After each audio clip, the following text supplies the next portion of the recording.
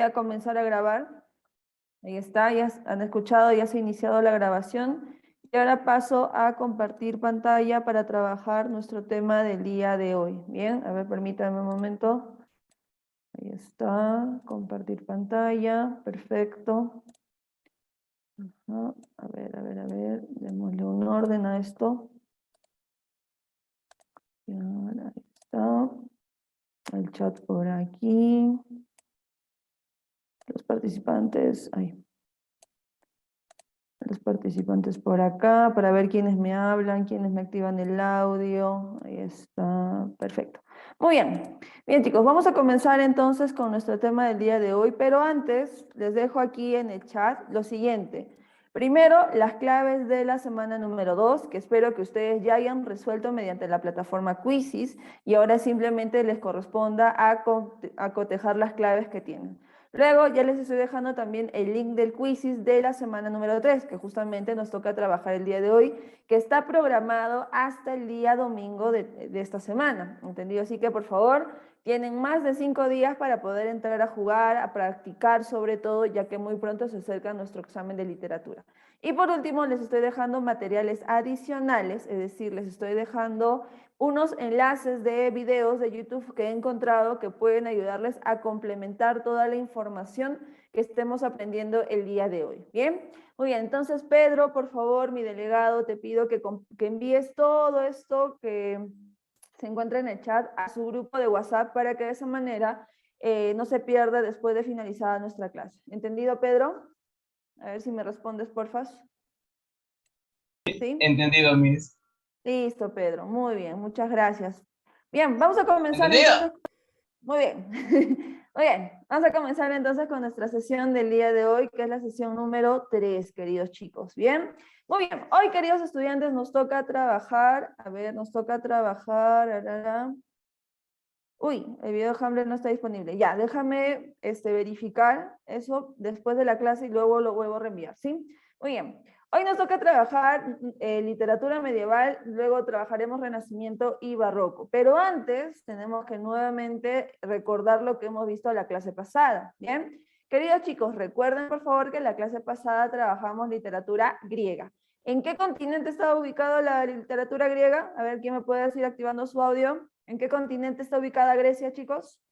Europa. Europa, muy bien, Raquel, claro que sí. Nada más y nada menos que en el continente europeo. Pues bien, como ustedes saben, Grecia tuvo su momento de esplendor, su momento de hegemonía en ese entonces, ¿no? Donde Grecia pues desarrolló tanto sus artes, sus políticas, sus ciencias, sus matemáticas y todo lo demás. Pero también tú debes saber que Grecia tuvo su momento de caída. Así que tengo la pregunta histórica fundamental, queridos chicos y chicas. ¿Cuál fue la cultura que conquistó a Grecia? A ver, ¿quién me activa el audio? Ajá. ¿Roma?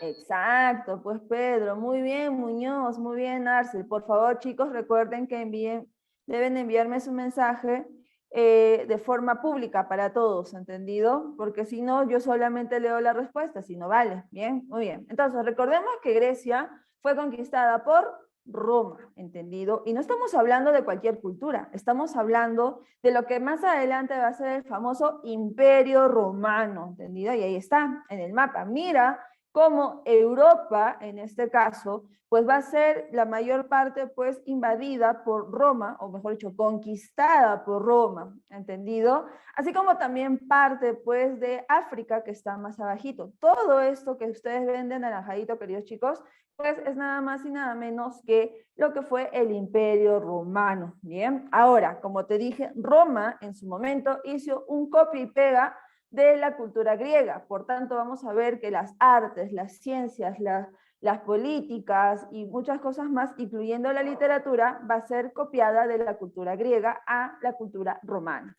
Por eso, queridos chicos, ustedes deben saber que Roma también tuvo su literatura, llamada literatura latina. ¿Por qué? ¿Cuál era la lengua oficial que se hablaba en Roma, chicos? Actívame el audio. Latín.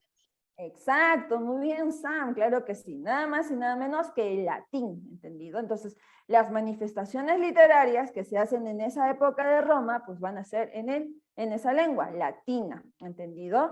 Ahora, de toda la época del Imperio Romano, yo solamente voy a rescatar a dos grandes autores, que es el poeta Virgilio y el poeta Horacio. El poeta Virgilio tú debes recordar porque es el famoso autor de esta obra llamada La Eneida, ¿entendido? Cuyo personaje principal es Eneas, ¿bien? Y vamos a ver que dentro de su historia que le pasa a Eneas, pues al final se concluye con la famosa fundación de Roma, ¿entendido? Dicho sea de paso, este poeta Virgilio va a ser muy famoso en la siguiente etapa, que es la época medieval, pues que va a haber un poeta italiano que va a tomar como referente a este poeta Virgilio. ¿Alguien sabe quién es el fan número 1 del poeta Virgilio en la época medieval? A ver, ¿quién me dice? ¿Alguien sabe? Dante. Exacto, Raquel, muy bien, nada más y nada menos que Dante Alighieri. Así que mira, ya te lo estoy mencionando, de dónde proviene este poeta Virgilio, ¿bien? Otro poeta muy importante de esta literatura latina es el poeta Horacio, ¿bien? ¿Por qué, Miss? Porque Horacio es el famoso creador de los tópicos latinos, que también lo vamos a ver más adelante. ¿Qué tópicos latinos? Pues, Miss, el Carpe Diem, el Beatus Sile y el Locus Amenus, ¿entendido? Carpe diem, ¿qué significa? Aprovechala. ¿Qué cosa vas a aprovechar? El tiempo, aprovecha la vida, aprovecha el momento. Tiene muchas traducciones, incluso en CEPRE puso una, aprovecha el ciclo. Así que ustedes ya saben, chicos, carpe diem, por favor, aprovechen el ciclo, ¿ah? No me esté perdiendo el tiempo, ¿entendido?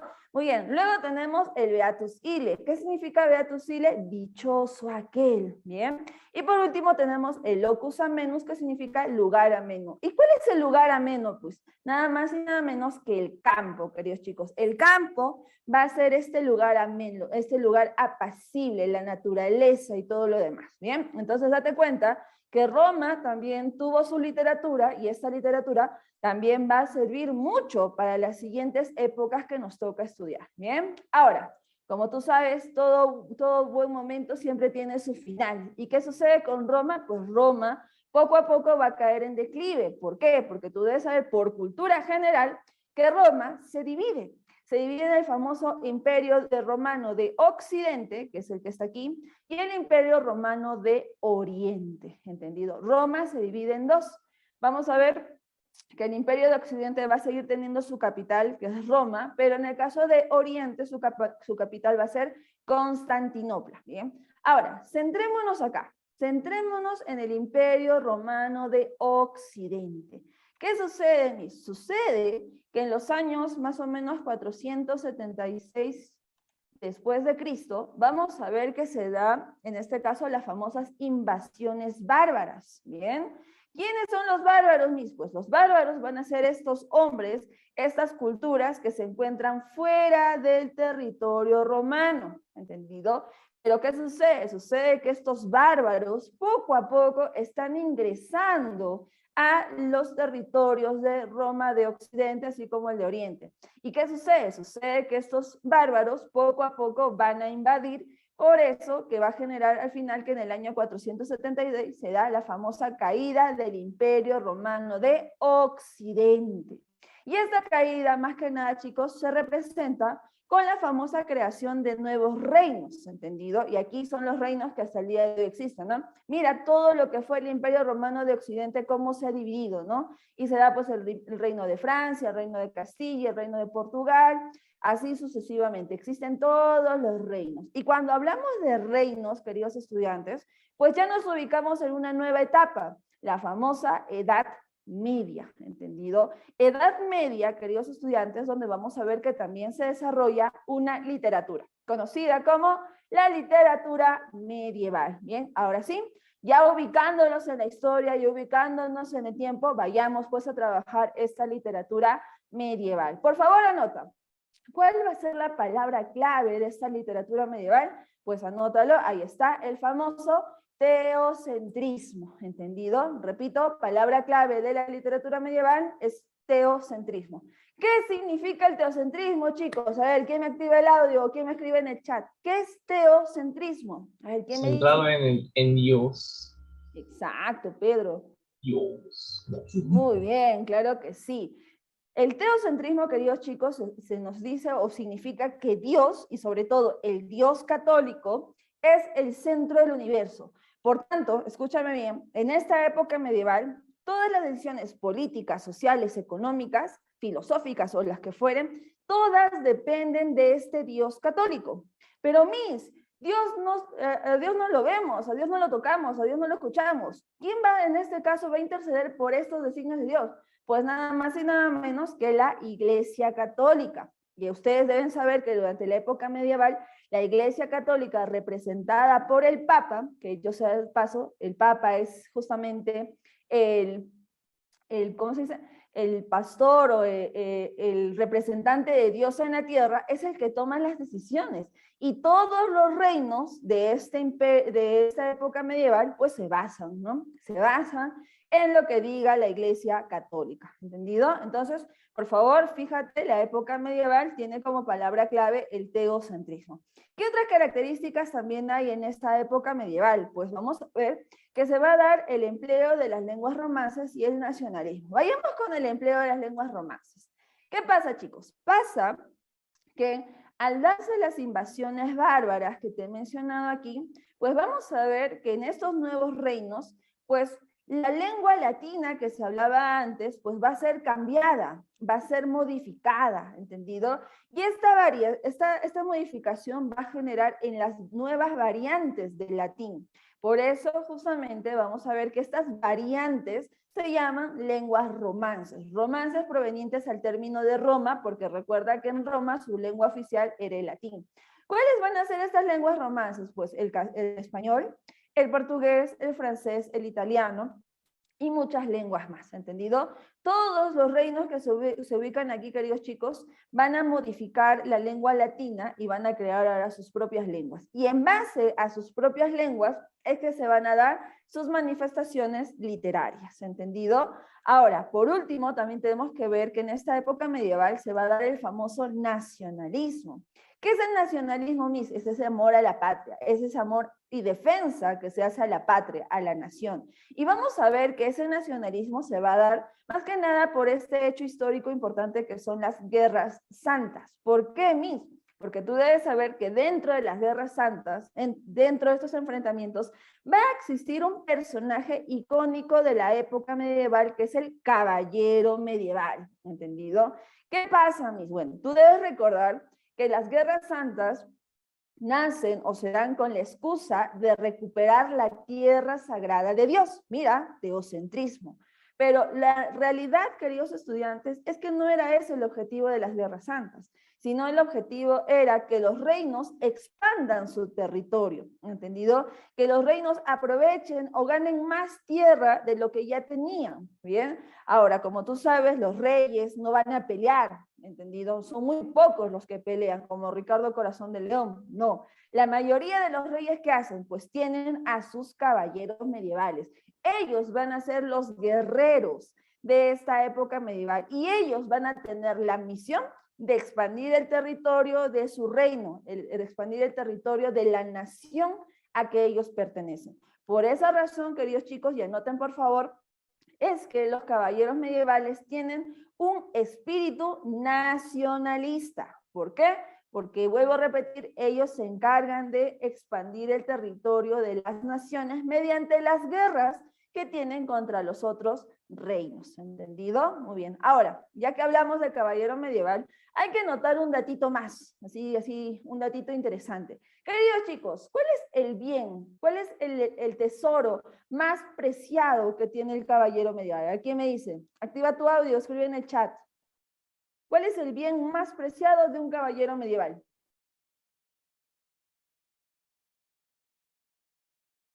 Casi, casi, Ismael, casi.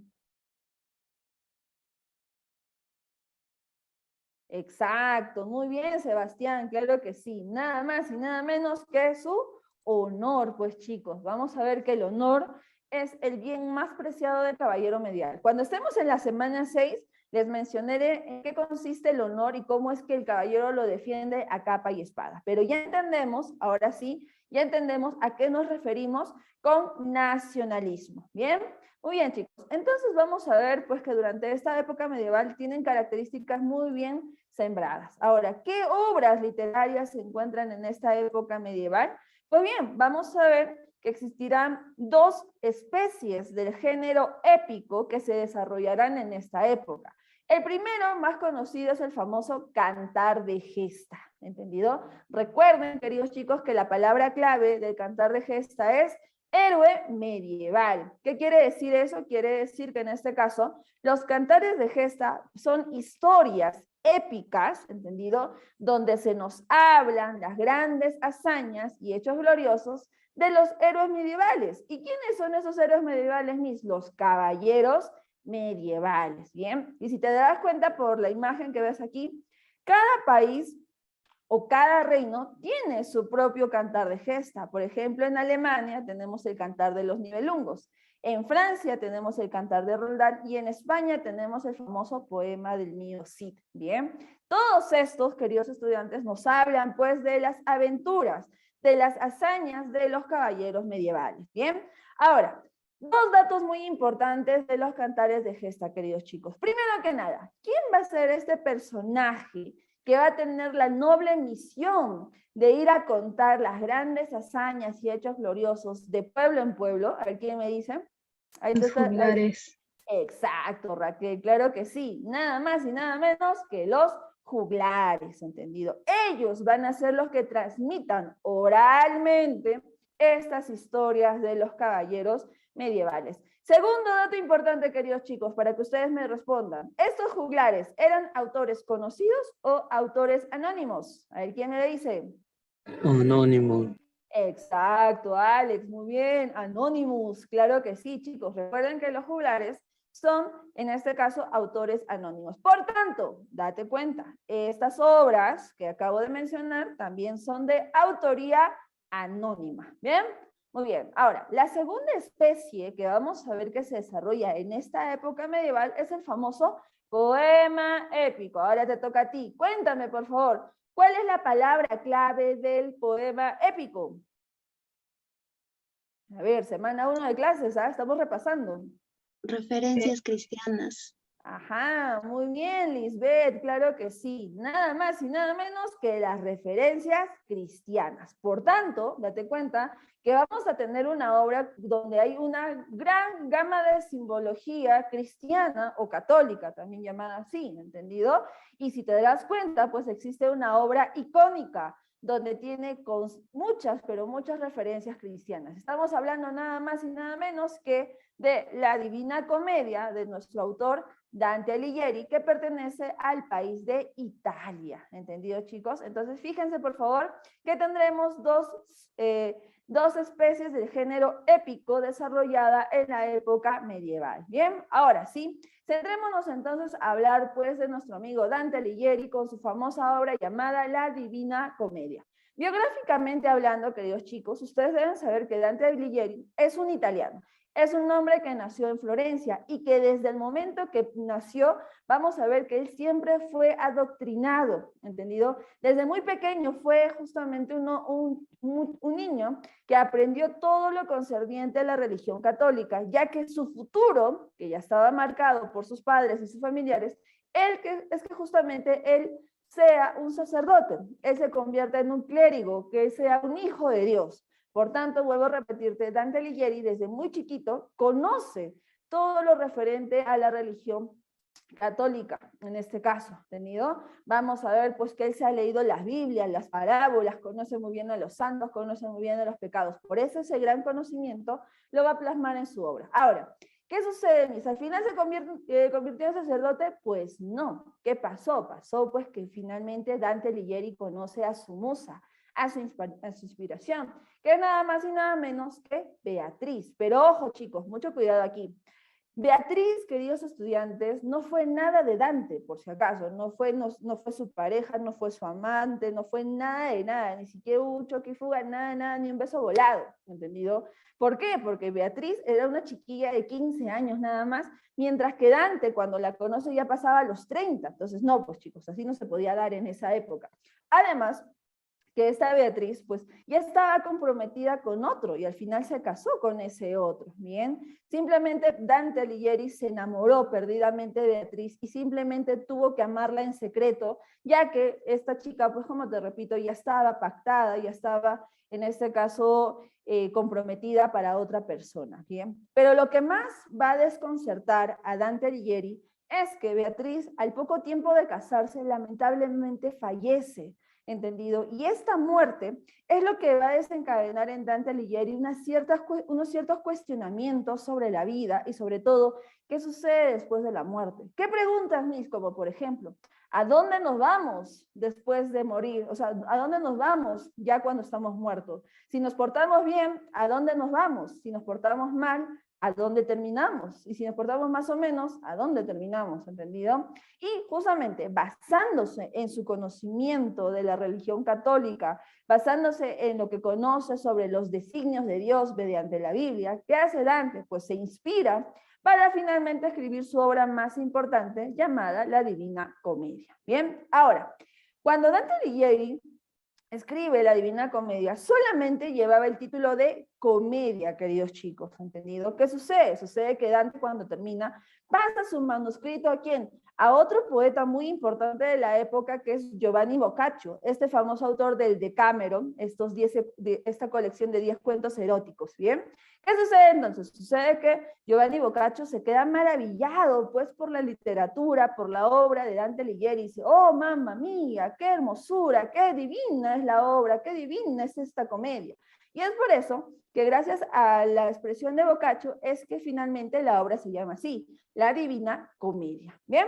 Muy bien, vayamos a ver entonces, como ya hemos aclarado, La Divina Comedia es un poema épico, por tanto vamos a ver constantes referencias cristianas. Punto número 1. Punto número 2, queridos chicos, está narrada en primera persona. ¿Qué quiere decir eso, Miss? Quiere decir que el personaje que se llama Dante es el que nos va a narrar toda la historia, es el que nos va a narrar, en este caso, sus aventuras a estos 3 inframundos. ¿Cuáles son? El infierno, purgatorio y paraíso. Ajá, ¿cuántos inframundos, chicos? 3 inframundos. Ahora, si vemos la estructura de la Divina Comedia, ustedes deben saber que esta obra está conformada por 100 capítulos, donde vamos a ver que existe un capítulo introductorio, luego cuando se trata del inframundo del infierno tiene 33 capítulos, luego el purgatorio tiene 33 capítulos y el paraíso tiene 33 capítulos. Chicos, ¿qué número se está repitiendo recurrentemente dentro de esta explicación? A ver, actívame el audio. ¿Qué número ustedes sienten que se está repitiendo constantemente dentro de esta obra? 3. 11. Como que 11. Claro No que sé. sí, muy bien. 3. El número 3, ¿entendido? El número 3. 3 inframundos y cada obra tiene 33 capítulos. El número 3 se está repitiendo. Y ojo, chicos, el número 3 no se repite por mera casualidad, no, sino que el número 3 es una referencia cristiana. ¿Cuál, Miss? El de la Santísima Trinidad, Padre, Hijo y Espíritu Santo, ¿entendido? Vamos a ver que hasta el número 3 ya es una referencia cristiana, ¿entendido? Último dato, queridos chicos, para ya pasar al argumento. Chicos, deben saber ustedes que la obra, ¿entendido? La obra original está escrita en verso, ¿entendido? No en prosa, mucho cuidado ahí. La obra que Dante Alighieri escribió fue justamente tomando la forma de un texto en verso, ¿entendido? Y aquí está un ejemplo que ustedes están viendo aquí abajo. Pero Miss, yo tengo mi obra La Divina Comedia y está en prosa. Pues bien, como te dije la semana 1, bien, como te dije la semana 1 de clases, puede que las editoriales, que la mayoría lo han hecho, pues hayan convertido este texto en verso a un texto en prosa. Pero la obra original, queridos chicos, es, vuelvo a repetir, adopta la forma de un texto en verso. Y más aún, vamos a ver que estos versos van a estar formados de la siguiente manera. Primero que nada, van a estar agrupados de 3 versos, es decir, cada 3 versos forma un grupo. Y esta agrupación de 3 versos se llama terceto, ¿entendido? Ahora, si hacemos un conteo silábico de todo lo que contiene cada verso, vamos a ver que en este caso, cada verso contiene 11 sílabas. Y esta forma estrófica de los versos que tienen 11 sílabas se llama verso endecasílabo, ¿entendido? Entonces, mira, date cuenta que la Divina Comedia emplea tercetos y versos endecasílabos, ¿bien? Ahora, nosotros los profesores de literatura no te vamos a dar la chamba, pues que en el examen que tú analices cada verso, no. Simplemente recuerda, por favor, y anota, porque siempre viene en examen, queridos chicos, que la Divina Comedia tiene esta estructura. Está agrupada en tercetos y versos endecasílabos. Mira, ya te estoy pasando un dato de examen, ¿eh? Que siempre preguntamos. ¿Bien? Muy bien. Vayamos entonces ahora sí al argumento de la obra, queridos chicos. ¿Cómo comienza la obra? Justamente con los versos que tú ves aquí, donde Dante, personaje, nos dice lo siguiente. En medio del camino de la vida, errante me encontré por la selva oscura en la recta vía que era perdida. Ajá. ¿Qué nos está diciendo el personaje de Dante? Pues nos está diciendo que él se encuentra en lo oscurito, es decir, que él se encuentra en medio de la selva oscura. Y ojo, chicos, la selva oscura también es una referencia cristiana. ¿Por qué? Porque la selva oscura se refiere a la vida en pecado. Aquí, queridos estudiantes, deben recordar pues su clase de primera comunión o de confirmación que tuvieron en el colegio, donde a nosotros, los católicos, nos han enseñado que el hombre nace siendo pecador, ¿entendido? Que el hombre nace con el pecado original, ¿bien? Ahora, cuando nosotros nacemos pecadores, ustedes deben saber y deben recordar que existe un sacramento, ¿entendido? Que nos libera de ese pecado original. ¿Cuál es el primer sacramento de la religión católica, chicos? A ver, ¿quién me activa el audio? ¿Quién es católico y se acuerda? A ver. No lo sé, no creo. ¿Pedro? Es que no me lo sé. No soy nada, no sé nada, no estoy relacionado con eso. Ok, muy bien. Ya aquí en el chat me están dando la respuesta. Claro que sí, chicos, muy bien. El bautizo. Recuerden, por favor, que todos los que somos católicos hemos tenido que pasar por ese bautizo, donde, no sé ustedes, pero mi familia dice, no, el bautizo sirve para sacarte los cachos y la cola de diablo. ¿Por qué? Porque recuerda que en la creencia cristiana se nos dice, pues, que los hombres nacemos con el pecado original. ¿Entendido? Muy bien. Entonces, ahí se encuentra Dante, se encuentra en el mundo en pecado, se encuentra en la selva oscura. ¿Qué sucede? Sucede que de repente aparecen 3 animales. Ajá, mira, nuevamente se repite el número 3. ¿Quiénes son? En este caso, la loba, el león y la pantera, queridos chicos. Ajá.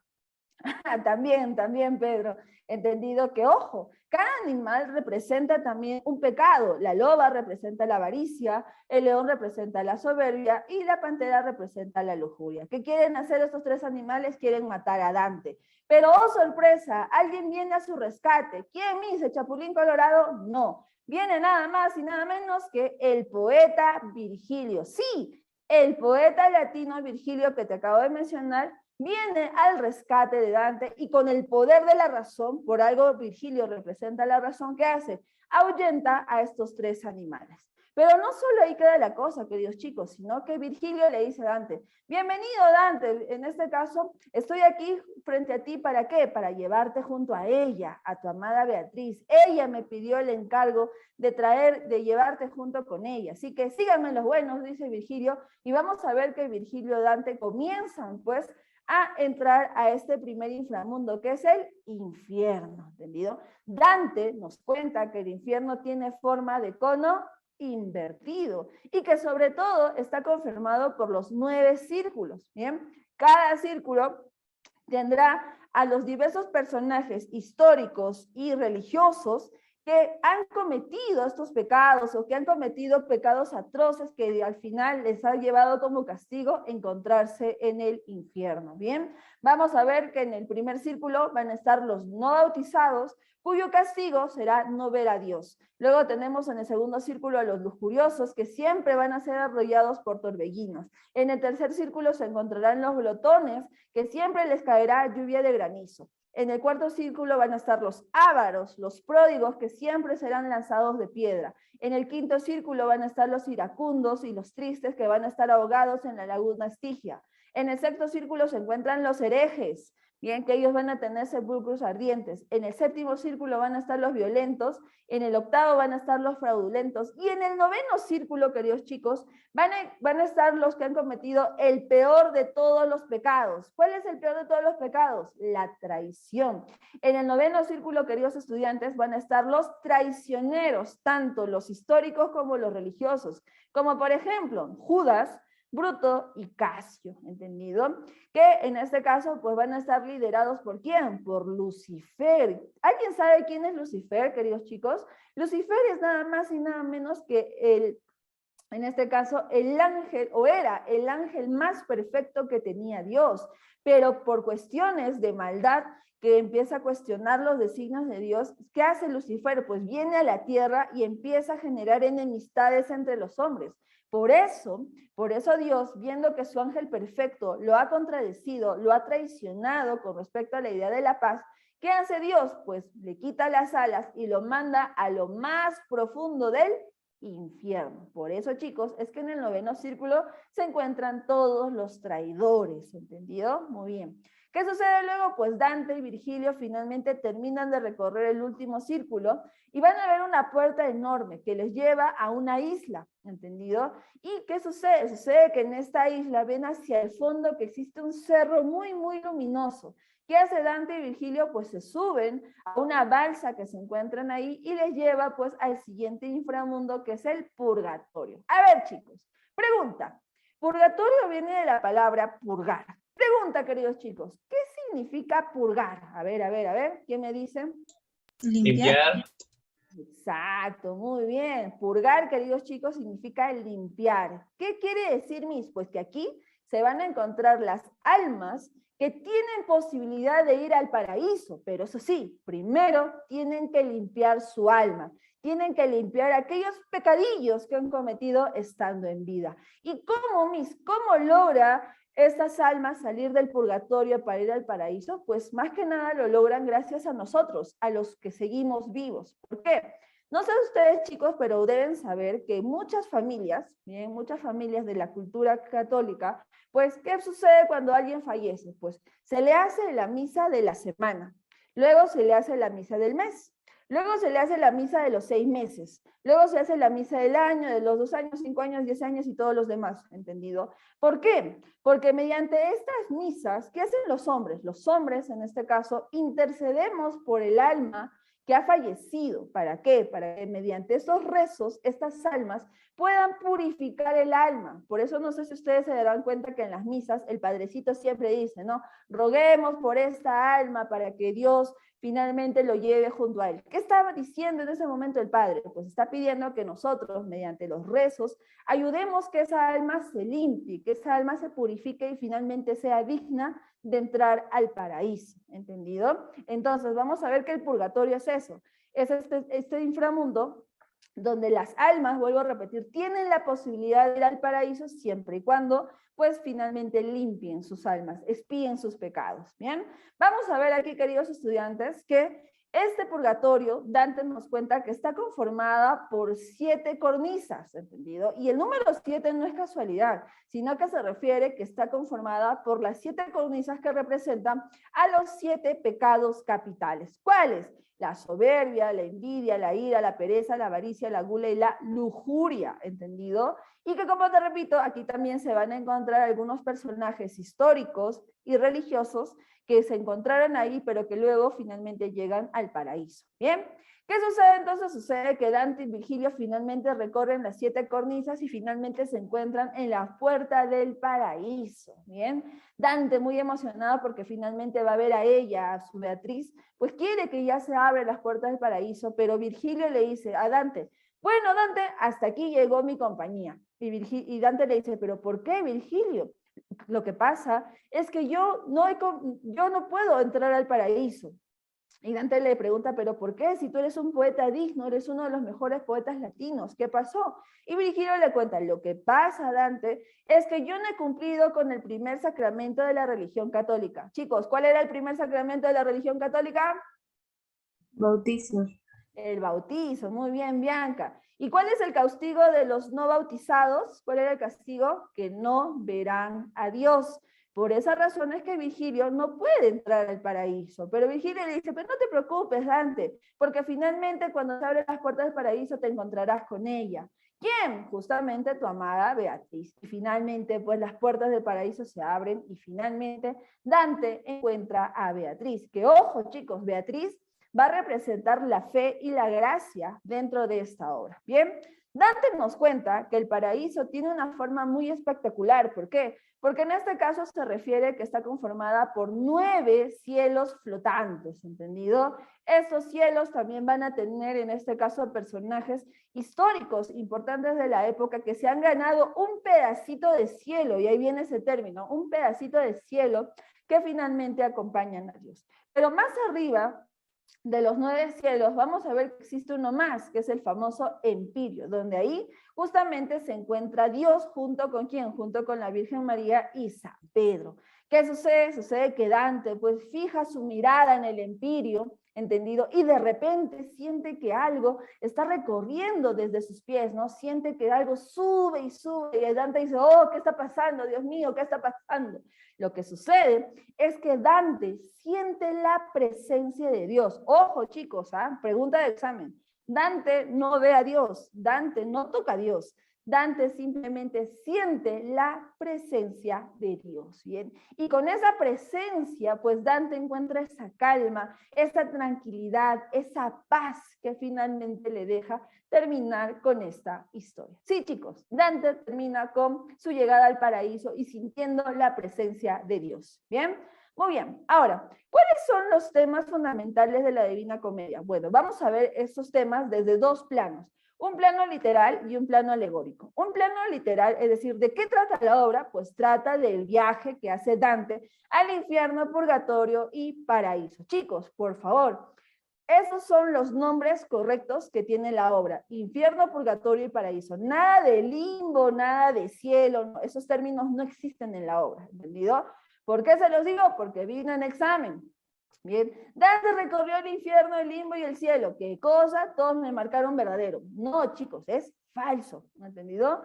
Ahora, desde el plano alegórico, que alegoría, anota por favor, significa reflexión, vamos a ver que esta obra lo que también trata es de hablar sobre los excesos del hombre y cómo estos excesos pueden generar el final a estos tres inframundos, ¿no? Al infierno, purgatorio y paraíso, ¿entendido? Por esa razón, queridos chicos, bien dice pues un comercial que tomar en exceso es dañino, es decir, todo lo que hagas excesivamente al final te hace un daño.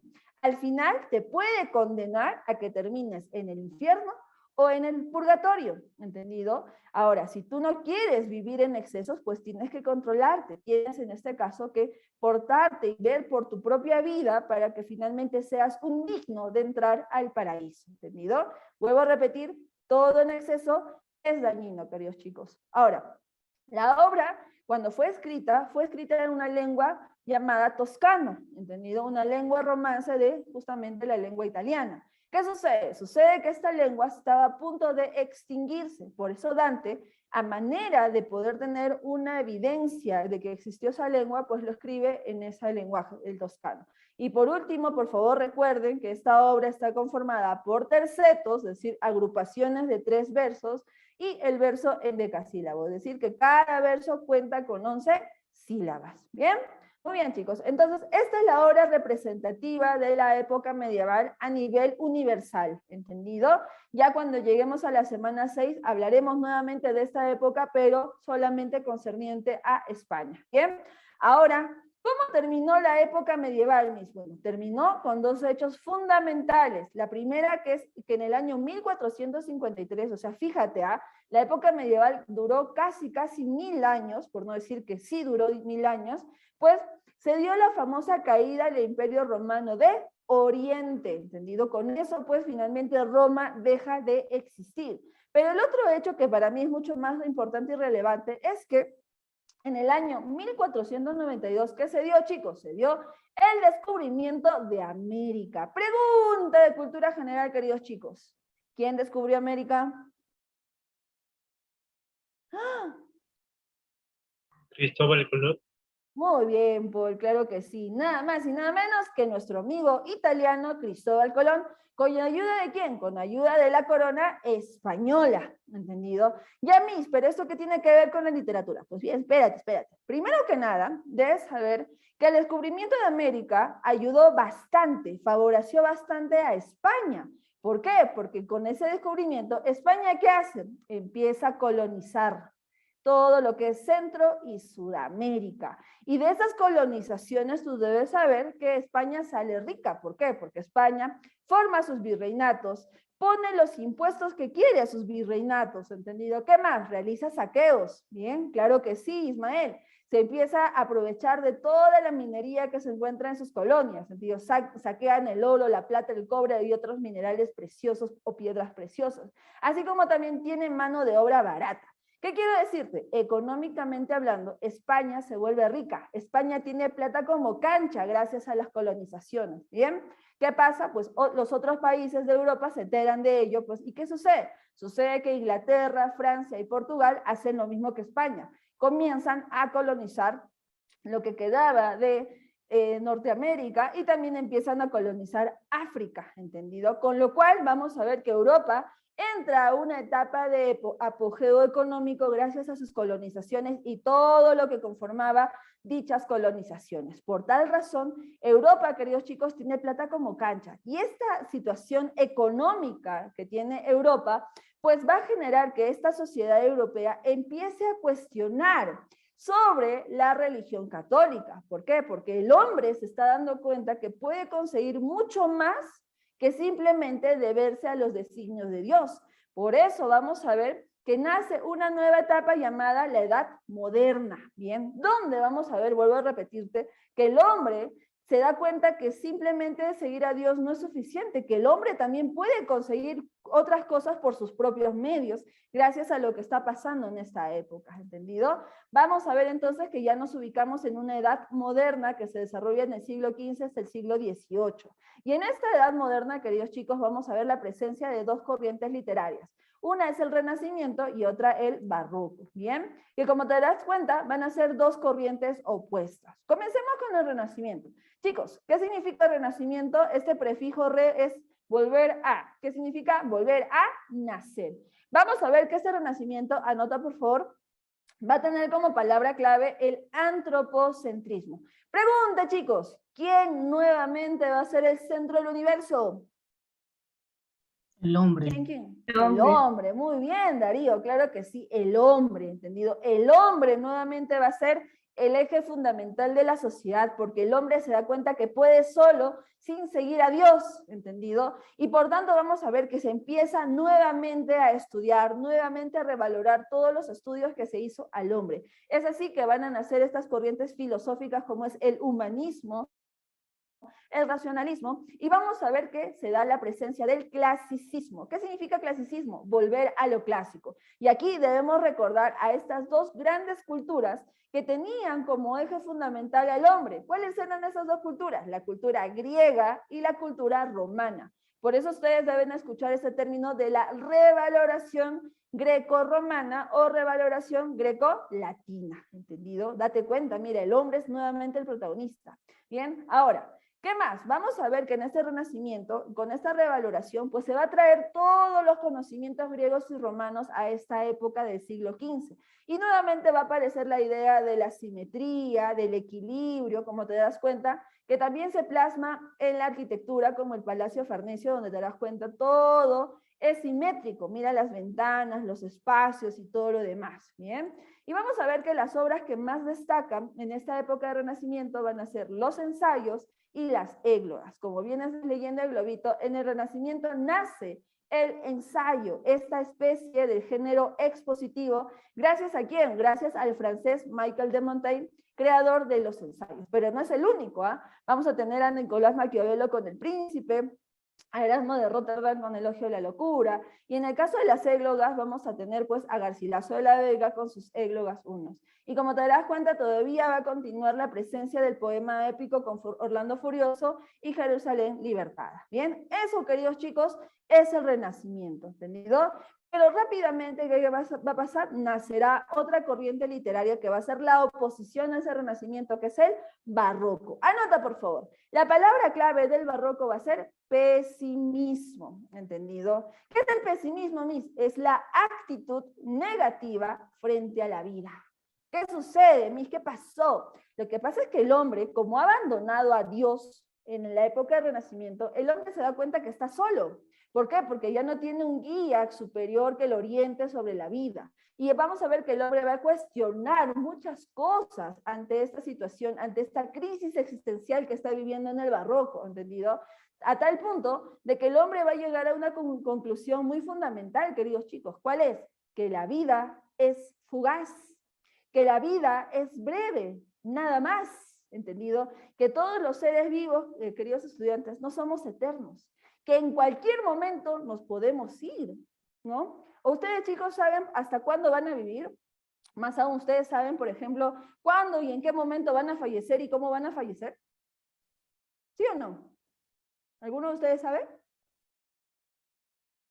No, ni quiere saberlo, claro, nadie le gusta, a todos nos aterra la muerte, ¿entendido? Muy bien, vamos a ver entonces que si te das cuenta, esas ideas de la fugacidad de la vida van a generar en el hombre, en este hombre que era el protagonista, una situación de actitud negativa, porque se da cuenta que el hombre en cualquier momento se puede ir a la otra vida. Entonces, todos los planes, los proyectos que tienes, pues puede que en cualquier momento no sucedan, ¿entendido, chicos? No es por aterrarlos, pero deben saber que existen accidentes, ¿entendido? Existen, y he visto y he presenciado que hay muchas personas que han muerto absurdamente, como se podría decir, ¿no? Ilógicamente, pero que es parte de la vida, ¿no? Que la muerte, queridos chicos, es parte de la vida, ¿entendido? Entonces, el barroco trabaja toda esta idea del pesimismo, de la fugacidad de la vida y muchas cosas más, ¿bien? Ahora, ¿qué más? Sucede que el barroco nace también en oposición al Renacimiento, porque el barroco quiere innovar la literatura, ¿entendido? Los barroquistas decían, oye, el Renacimiento, ¿cómo que vamos a seguir imitando lo clásico? ¿No? Ya no, o sea, si tenemos la oportunidad de hacer una nueva literatura, hay que innovarla, hay que renovarla, hay que ser originales. Y es por eso que el barroco propone esta idea de originalidad, proponer cosas nuevas para la literatura. Luego de ello también vemos esta idea de la ruptura del equilibrio, ya que al barroco le encanta trabajar con la idea del caos, con la idea de la complejidad, con la idea de la ambigüedad y obviamente pues la presencia de adornos muy excesivos. Por eso es que las obras o las esculturas barroquistas, como te darás cuenta, tienen pues este estilo recardado, ¿no? De muchos, pero muchos detalles, ¿entendido, chicos? Muy bien, ahora, en el caso de la época del barroco, vamos a ver que las obras más representativas son de estos tres grandes autores. Por parte de Inglaterra tenemos a William Shakespeare, que desarrolló el género dramático, y por parte de España tenemos a dos grandes, a uno que es Luis de Góngora, y también a Miguel de Cervantes Saavedra. Pero como estamos en literatura universal, hoy nos toca estudiar a William Shakespeare, queridos chicos. Anoten, por favor. William Shakespeare es llamado el cisne de Avon. ¿Por qué mis patrocina la marca Avon? No, sino que Avon es el pueblo donde nació nuestro amigo William Shakespeare, allá en la antigua Inglaterra, ¿entendido? Y cisne porque es considerado uno de los mejores representantes de la literatura. Recuerden, queridos estudiantes, que el cisne es el símbolo de la literatura desde muchas épocas antiguas hasta la actualidad, ¿bien? Como te darás cuenta, William Shakespeare es uno de los mejores dramaturgos que tiene la literatura universal. ¿Qué significa dramaturgo? Significa director de teatro. Vamos a ver que Shakespeare tuvo la ingeniosidad de crear diversas obras teatrales de los tres subgéneros de esta obra, ¿no? Como son las tragedias, las comedias y el drama histórico. En el caso del drama histórico, queridos estudiantes, se refiere pues a estas obras teatrales donde hablan de los personajes históricos de Inglaterra, como fue en el caso de Enrique VIII y Ricardo III. Debes recordar a Enrique VIII, el famoso rey de Inglaterra, que quería pues tener el hijo varón y se involucró con muchas mujeres, incluso mató a varias mujeres por no darle un hijo varón, hasta que se encontró con ¿quién? Con la famosa Ana Bolena. Producto de ese matrimonio vamos a ver que Enrique VIII rompe sus alianzas con la Iglesia Católica y forma la religión anglicana, ¿entendido? Y luego pues vamos a ver que al final nunca tuvo un hijo varón, sino que tuvo una hija mujer, que es justamente la famosa reina Isabel I. Por eso en el material adicional que les envié, les puse la película La otra Bolena, donde explica pues el drama de Enrique VIII, ¿bien? Luego tenemos por parte de comedias Sueño de una noche de verano, El mercader de Venecia, y por parte de tragedias pues vamos a ver que ahí William Shakespeare se especializó bastante. ¿Por qué? Porque aquí vamos a encontrar las obras más importantes de él, que son justamente tragedias, como Romeo y Julieta, cuyo arquetipo es el amor puro, Hamlet, que representa la duda, Otelo, que representa los celos, Macbeth, que representa la ambición, y el Rey Lear, que representa la ingratitud filial. Entonces, démonos cuenta que Shakespeare es uno de los grandes dramaturgos de esta época barroquista. Por último, queridos chicos, hay que señalar que Shakespeare es un autor trans. ¿Qué significa eso, Miss? Que justamente es un dramaturgo en transición entre el Renacimiento y el Barroco. Por tanto, él va a adoptar en su teatro tanto el estilo renacentista como en el Barroco, ¿entendido? Y por último, fundó el Teatro Isabelino en honor a la reina Isabel I, ya que fue su mecenas. ¿Qué significa mecenas? Significa que en este caso su patrocinadora, aquella que lo solventaba económicamente en gastos para que Shakespeare simplemente se dedicara a su arte. Exacto, Ismael, muy bien, una donadora, perfecto, claro que sí. Bien, el día de hoy, queridos chicos, nos toca hablar de la obra más trágica que tiene William Shakespeare, que justamente es Hamlet, ¿bien? Como te darás cuenta aquí en el gráfico, la obra teatral Hamlet se contextualiza en el famoso reino de Dinamarca, cuyos reyes eran el rey Hamlet y la reina Gertrudis, y su hijo, el príncipe Hamlet. Ahora, ¿cómo comienza la obra? La obra comienza ya con una muerte. ¿Qué sucede? Sucede que el rey Hamlet ha muerto. Se dice que la causa de su muerte es que ha sido mordido por una serpiente mientras que él descansaba. Esta pérdida va a generar en su hijo, el príncipe Hamlet, que también es el protagonista de esta obra, una tristeza, un dolor, pero ese dolor se intensifica mucho más cuando Gertrudis se casa ¿con quién? Se casa con su cuñado Claudio, hermano del rey Hamlet. Así, en corto tiempo nada más, Claudio, que era el tío de Hamlet, ahora se convierte en el rey y tiene como esposa a la reina Gertrudis. Eso a Hamlet definitivamente lo desconcierta. Pero ¿qué sucede? Sucede que poco tiempo después vamos a ver que unos soldados le dicen al príncipe Hamlet que por el castillo está rondando un fantasma que dice: Hamlet, Hamlet, ¿dónde está mi hijo Hamlet? Y Hamlet, que obviamente siente que el fantasma lo está buscando, va en busca de ese fantasma y se da cuenta pues que es nada más y nada menos que el espectro de su padre, el fantasma del rey Hamlet. ¿Qué sucede? Sucede que el rey Hamlet le cuenta a su hijo cómo es que verdaderamente ha muerto y que sobre todo el causante de su muerte es justamente su hermano, el rey Claudio. ¿Qué quiere el fantasma del rey Hamlet? Pues quiere venganza. Por eso es que Hamlet, el príncipe Hamlet, ¿qué tiene que hacer? Pues tiene que vengar la muerte de su padre. ¿Cómo? Pues en este caso yendo en contra del rey Claudio. Bien, ahora, lo primero que va a hacer el príncipe Hamlet para llegar a tener la venganza por la muerte de su padre es aplicar la misma estrategia que aplican todos los chicos, chicas. ¿Cuál es? Hacerse loco. Vamos a ver que Hamlet va a fingir locura. Y todo el reino de Dinamarca se la cree, piensa que el príncipe Hamlet ha perdido la locura por la muerte de su padre, ¿entendido? Y esto le va a permitir al príncipe Hamlet en meterse en conversaciones ajenas, en estar en cualquier espacio, porque todos piensan que está loquito, ¿bien? Pero luego vamos a ver que con la ayuda de una compañía de teatro, vamos a ver que Hamlet pues va a continuar con su plan. ¿Cuál es? El de representar teatralmente la verdadera muerte de su padre. Por eso es que él va a invitar a los reyes y a todos los que viven en el castillo para presenciar una obra teatral llamada La Ratonera. Pero date cuenta de algo, vamos a ver que una pequeña obra teatral se va a presentar dentro de otra obra teatral que es Hamlet. Eso, queridos chicos, es una innovación teatral llamada teatro dentro del teatro. Bien, ¿qué sucede? Pues todos los invitados finalmente llegan al espectáculo, el rey Claudio y la reina Gertrudis finalmente se preparan y comienza la obra teatral, ¿entendido? Vamos a ver que la obra comienza con un hombre viejo que tiene una corona en la cabeza, que está descansando, que está durmiendo, y de repente viene otro hombre viejo con una pócima en su mano, y ¿qué hace? Pues saca de esa pócima unas gotas y las echa en las orejas del que estaba durmiendo, ¿entendido? Todos los que ven en el espectáculo dicen: ¡ay, qué mal, lo está matando! Y luego, ¿qué pasa? Pues este actor finalmente le saca la corona a la cabeza y se la pone él. Todos dicen: ¡qué mal! ¡Qué vergüenza! ¿Cómo es que van a matar a este hombre? Pero Claudio se da cuenta de algo, Claudio sí se da cuenta de que lo que se está representando es la verdadera muerte del rey Hamlet. Por tanto, él se da cuenta que el príncipe Hamlet es el que ha tramado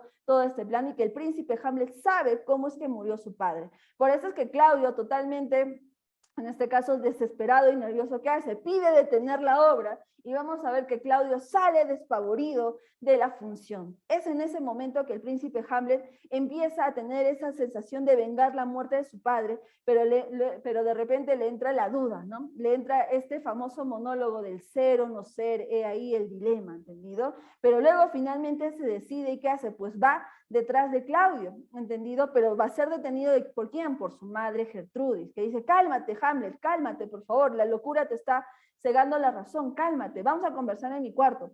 ¿Y qué pasa? Pues Gertrudis y Hamlet deciden conversar en el cuarto de ella, pero Gertrudis, que es una mujer mucho más viva, le dice a su vasallo Polonio que primero él entre al cuarto y se oculte detrás de las cortinas por si es que el príncipe Hamlet entra en su locura y quiere hacerle daño. El vasallo Polonio le hace caso y, como bien le dijo su reina, ¿no? Se mete a su cuarto y se pone detrás de las cortinas. Luego de un rato, Gertrudis y Hamlet finalmente entran y vamos a ver que están conversando ellos dos, pero el príncipe Hamlet se da cuenta que hay alguien detrás de la cortina. Y pensando que es el rey Claudio, ¿qué hace? Pues Hamlet desenvaina la espada y ¡zas! Mata a Polonio. Pero cuando Hamlet se da cuenta que mata a Polonio, siente mucho terror. ¿Por qué? Porque sabe muy bien que Polonio es padre ¿de quién?